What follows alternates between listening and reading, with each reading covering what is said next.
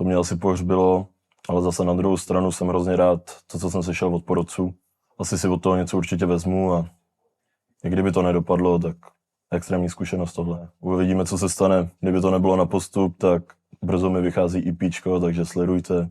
Hudby bude víc a víc.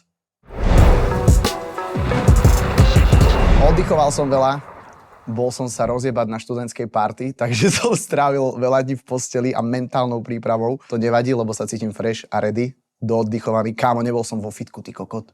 6 dní. Vieš, jak sa cítim, jak bublina, ty kokot. Taký ti môže vyprávať, kokot.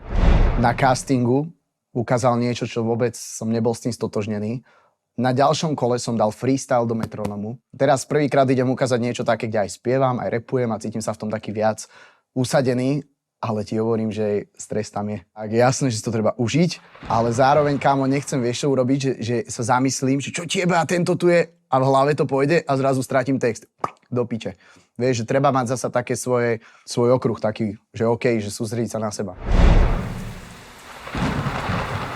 Nazdar banda, čaute.